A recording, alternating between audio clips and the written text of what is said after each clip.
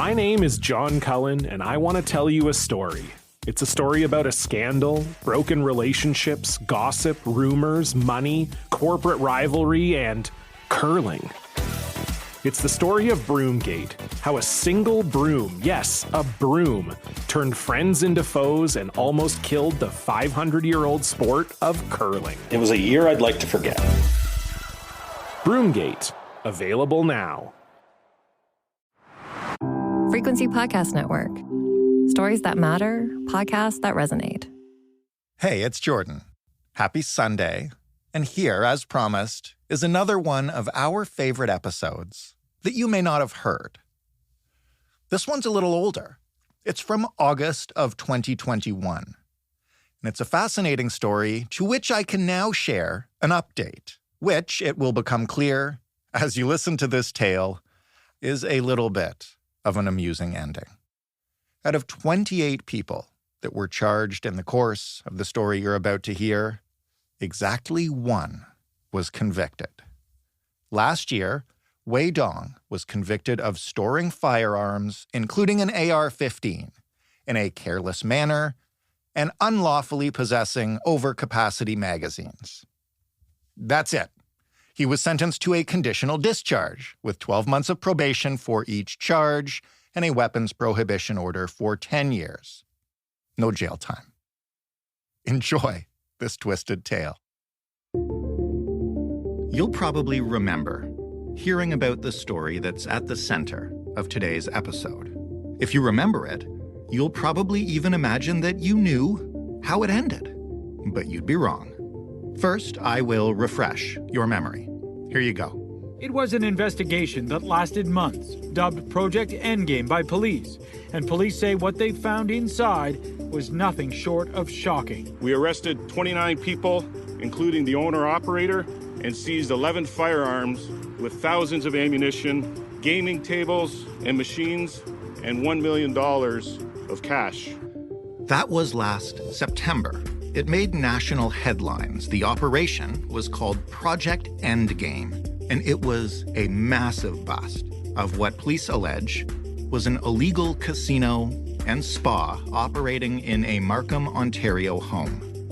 As you might imagine, the police made a big deal of this story. It was a truly lavish bust, and that's what they do. But even as the charges were announced, things were beginning to go sideways. And now, almost a year later, it appears the entire case is in shambles. So what happened to Project Endgame?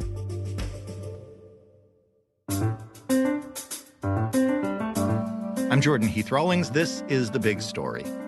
Leah McLaren is a writer and reporter based in Toronto. She has been following this case for almost a year now, and she wrote about it in Toronto Life. Hi, Leah. Hi, how are you?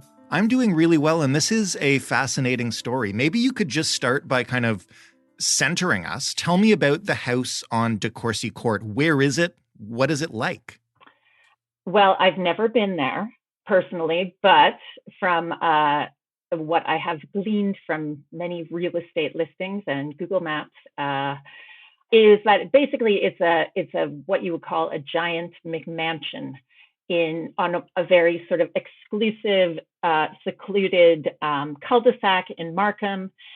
And Markham, as most of your listeners probably know, has a huge proportion of, there are a lot of like gazillionaires who live out there in these giant houses. Mm-hmm. And this one in particular, number 5, De Courcy Court, was about 25,000 square feet. It had, it basically was decorated in this sort of unbelievably Baroque style. It looked like something out of the Kardashians, basically. It was huge. There was a lot of marble. There was a lot of gilt. It was massive. So it was one of these, and it was fairly recently built. I think it's only about 5 years old. So it's a new build. We've all driven by these places, but this one was kind of special. Who bought it? And tell me a little bit about the person who purchased it. So a few years ago, a man named Wei Wei purchased 5 de Courcy Court. Now, Wei Wei had come into Canada about 10 years earlier. He immigrated from mainland China with his family. And he was a property developer. He came in on what's called an entrepreneur visa, which is essentially a visa that rich foreign nationals can buy if they agree in advance to invest millions of dollars in the Canadian economy. So it's not really a normal visa. Right. Not that many of them are handed out. But Wei Wei had made a fortune in construction and property development in Hefei, a sort of interior province of China, actually quite a poor province that had recently gone through a huge boom, during which he made a lot of money. And he used that money to come to Canada. And he arrived here and began to invest in various properties in the Toronto area and also some in BC. And he set up a lot of friendship associations, which were sort of networking associations for students from his region of mainland China at university. And also, there's just obviously Canada has an enormous Chinese diaspora who are connected either first, second, third generation to mainland China and Hong Kong. And he was very active in that world. So he didn't live in 5 de Courcy Court, though. He lived in Vaughan, which is just a few miles down the road. Which brings me to the obvious question. Why did he buy the house? And allegedly, I guess, according to police, what was he using it for? Well, maybe it's easier if I just tell the story of how suspicions were raised. That makes sense. Start there. So he bought the house and he renovated it. He installed an enormous septic system that was almost industrial size. He spent about $150,000 renovating the house. He never seems to have intended on living there. But that is not unusual for Mr. Wei because he's a property developer and he owns lots of properties around the GTA. So maybe he's just, doing it up to flip it, right? That happens. And so what happened was that Toronto went through its first lockdown, like the rest of the world. And the first lockdown, as I'm sure you'll remember, was quite intense. People were very anxious and everybody had their, what was it in Canada, the 1 hour of daily exercise. And on some passersby, dog walkers, people jogging, noticed that 5 de Courcy Court, there was some interesting activity going on there. And the police started getting complaints. The activity included sort of convoys of luxury cars, what looked like deliveries. It sort of looked like there were parties going on, which, obviously baffled neighbors. And in Markham, that area of Markham, it's very wealthy and people generally keep to themselves because the properties are big. They are separated by acreages. So in normal times, I don't think the activity at 5 de Courcy Court would have been mentioned, deemed worthy of mention to the police. But because, of course, everybody else was like locked in their houses and going for, a 45-minute dog walk a day. Yeah. It did sort of raise suspicions. And so that's how the police get wind of the house. What happens then? Well, so the police start getting calls and they think, yeah, we better go check this out. And they surveilled the house just by basically sitting outside and watching. And they quickly came to the conclusion, this was their conclusion, that what was going on inside was there was an illegal gambling operation happening. And the reason why they jumped to this conclusion was because York police during that time, like in that year alone, they had busted about 20 other illegal gambling operations. People who like to gamble, really, really like to gamble, aren't going to be deterred by things like pandemics and lockdowns, because obviously gambling can be a compulsive behavior in the same way that people who are addicted to drugs are not going to be, deterred. by regulations necessarily. So they they figured out, they told me, by the sort of activity of what was going on inside, that it was an illegal, what they call an illegal, a common betting house. I think that's what it's actually called in the charter or the criminal code. And so what did they do once they allegedly knew what was going on at this house? Tell me about the bust. I actually remember this from the newspaper at the time. Yeah, the bust was it was a huge news story at the time. So it was last September. And they did this huge bust. They planned it for months. They had like dozens and dozens of officers. I think it was like 50, 70 officers, basically SWAT teams, heavily armed men. They had helicopters flying over. The first bust was called off just minutes before it was supposed to happen because they noticed that there was some kind of pool party going on in the back garden with kids, and they didn't know if it was a birthday party or a staff party. And obviously, police, when they go in to make a bust like this, illegal casinos generally have guns on site because there's also a lot of cash on site. They're very vulnerable to robbery.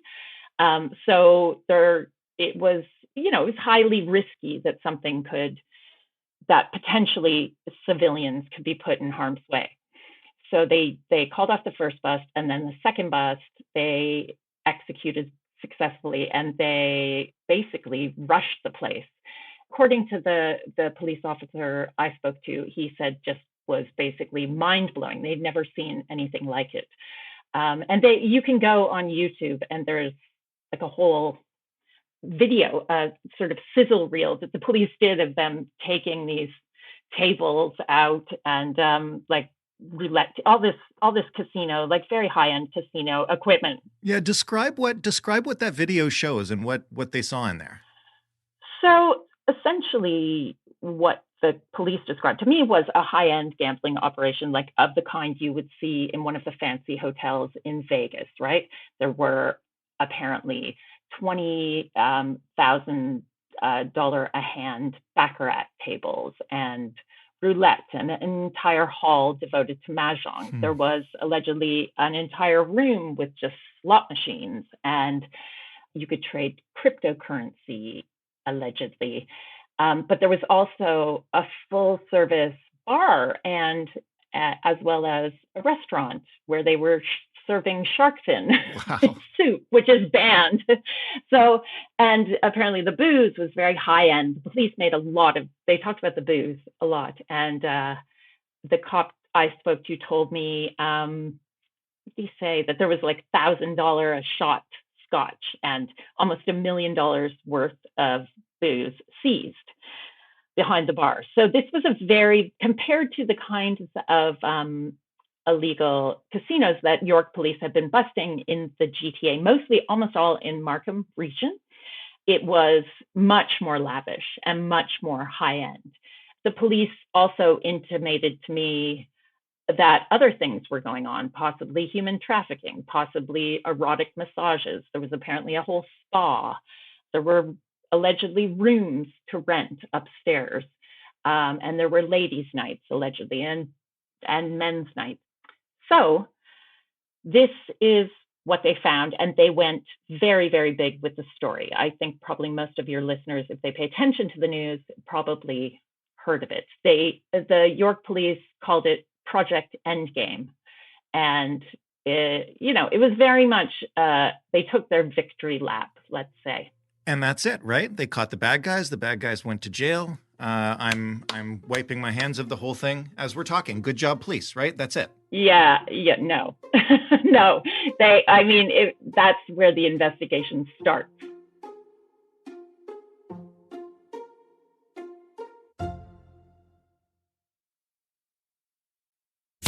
My name is John Cullen, and I want to tell you a story.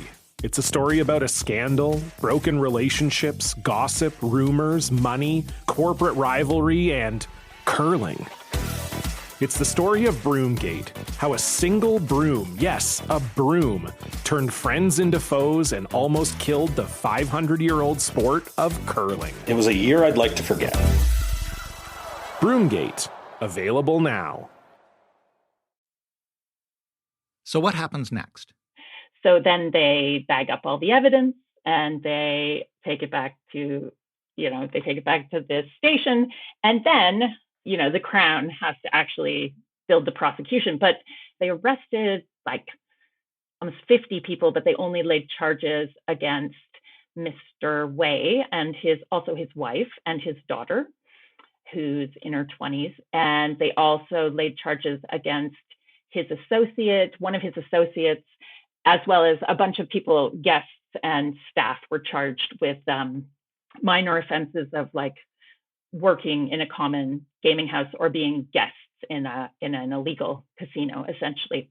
But the major charges that were brought were against Way and also his associate, who was a younger guy. And those were quite serious. Those were possession of illegal firearms, which carry a mandatory prison sentence.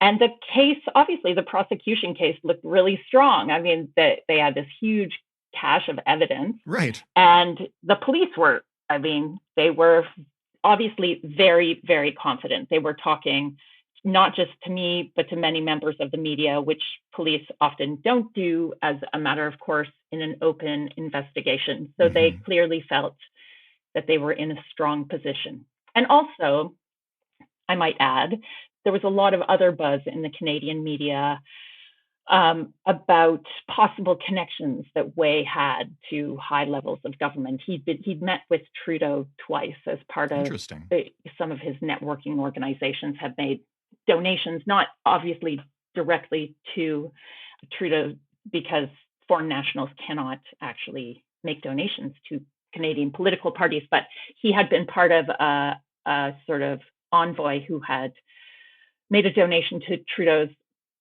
private foundation, so his charitable arm. So, there were these kind of connections being made, and people were raising questions about money laundering. And in a country like Canada, where you have a high degree of public trust in general, and people don't think of Canada as a place where much organized crime goes on or nefarious business, it was sort of raising a lot of questions about that, like how, I mean, I'm not sure if you're familiar, but out in BC at the time, there was a big, the Cullen inquiry was going on, which was a huge money laundering casino inquiry into a sort of network of casinos that were clearly laundering money. So what happened as the police continued their investigation to try and build a case, which, to your point, should have been pretty open and shut, because police generally don't put all that stuff out there and put out slick videos if they're not pretty confident that this is done? Well, yeah, exactly. It looked like it was going to be a cakewalk. But meanwhile, obviously, Mr. Way obtained his own counsel. So he has in-house counsel, but he also has Danielle Robitaille from Marie Heenan's firm. Danielle Robitaille is probably best known to the Canadian public as one of Xiong Meshi's defense lawyers. She was co-counsel with Marie Heenan in that case. Right. But she also does a lot of corporate stuff. And so she and her team began working on the file. And right off the bat, Wei apparently felt, as many defendants do, that evidence had gone missing, that evidence had been planted, and he started apparently making accusations, which of course his lawyers followed up on. Now, most of the time, this is not uncommon, according to criminal lawyer friends I've spoken to.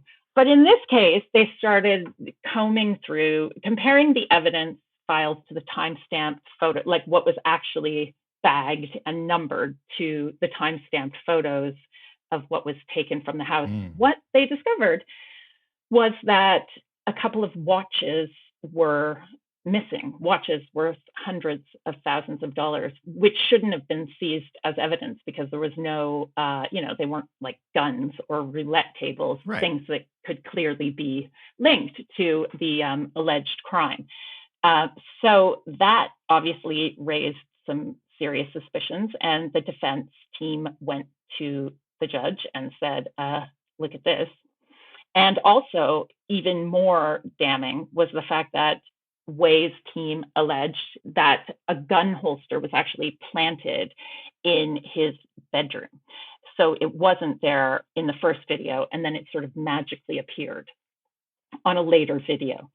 And that is very damning, because if their allegations prove true, that the evidence was planted, it's like that was the evidence that would have potentially connected him to the weapons charge. So when you talked to police about this case, as these things started happening, what was their attitude? Were they confident in the case? How did they explain what had happened here?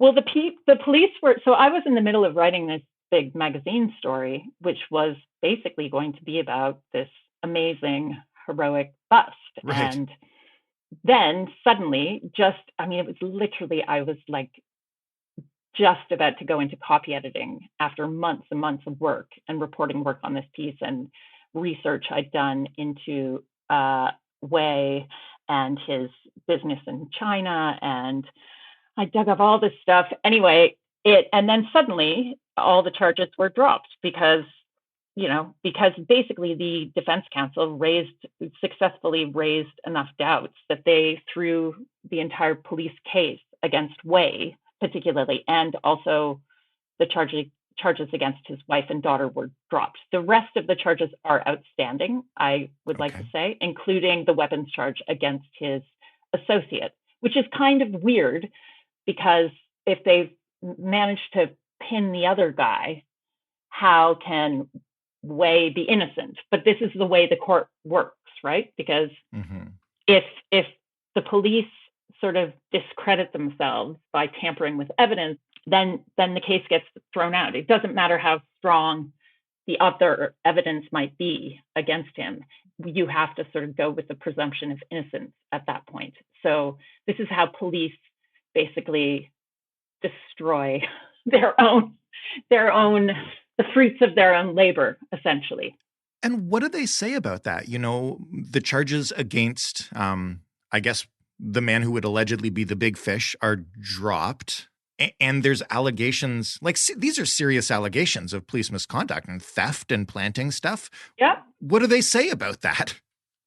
Well, I mean, I talked to Superintendent Mike Slack, who was in charge of the bust, and he was completely breezy about the whole thing. I have to say, I was slightly shocked, because it seems to me that, he just sort of said, well, we're still satisfied with this result, and now we're just going after the other guy. And he really didn't offer any response to the allegations of misconduct. Obviously, the Police Complaint Services Board is sort of looking into that. So there will be some kind of they did an internal investigation, York Police, which came to nothing, unsurprisingly. So now there will be some kind of independent review. But it also seems that, when I started looking back, there had been a similar huge bust the year before. That one even bigger than Project Endgame, which was a huge organized crime money laundering bust where they seized like a bunch of houses and all these luxury cars, and they connected all these people. It was like this web. And similarly, there was enough evidence raised by the defense of police misconduct and tampering that the case was thrown out, the whole thing. It then sort of became this whole other story, like, what the hell is going on with York Police? But it's so much more fascinating this way. I mean, everybody, I think, is kind of used to the, guns and money on a table and slap the officer on the back kind of story from this. And this had that. And then, I think probably almost anyone who saw that forgot about it until all of a sudden there's no case. So in the end, I guess, what did police get out of this? They shut down the gaming house. So, I mean, that's a positive, I guess. But what happened to all the stuff they took out of the house? All the money, weapons? Well, they had to give back. That's interesting. They had to give back. They made a big deal about how they sort of hit him in the wallet way. at least, because he lost his share of the house, which was later sold, unsurprisingly, with Toronto real estate at a huge profit, only 5 years after he bought it. Of course. But his wife kept her share. So, and the province got the rest, but also there was a mortgage. I don't know how big it was, but, the province may have gotten back, or Her Majesty, as they say, may have gotten back very little in the end. So apart from a few fines, but really in the end, it's hard to understand if you just assume for a second that the police were corrupt. It sort of boggles the mind. Like, why would you, the case is so strong, why try to make it stronger? You talk to criminal lawyers and they will tell you, well, often the police aren't that smart, but that's the kind of thing lawyers say, because criminal lawyers aren't big fans of police. Yeah. What I ultimately found about this case was that it was just quite depressing for the people of Ontario, because nothing gets exposed, right? The Crown and the police don't get to the bottom of it. There is no real justice done. Will we get to the bottom of the alleged police corruption? Who knows? That's still in play, but it seems unlikely. I thought it was sort of sad as a journalist, because you want to find out the truth. It's a whole lot of nothing to come out of a great big flashy bust. Leah, thank you so much for taking us through it and for your work, I guess, writing this story twice by now. Thank you. Yes, it was a pleasure, and it was a pleasure to chat. That was Leah McLaren writing in Toronto Life a few years ago. And that was the big story. As I mentioned, one conviction out of 28 people charged. Hope you enjoyed this episode.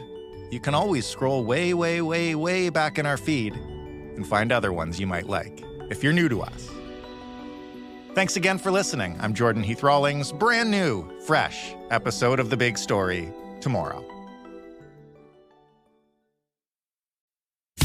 My name is John Cullen, and I want to tell you a story. It's a story about a scandal, broken relationships, gossip, rumors, money, corporate rivalry, and curling. It's the story of Broomgate, how a single broom, yes, a broom, turned friends into foes and almost killed the 500-year-old sport of curling. It was a year I'd like to forget. Broomgate, available now.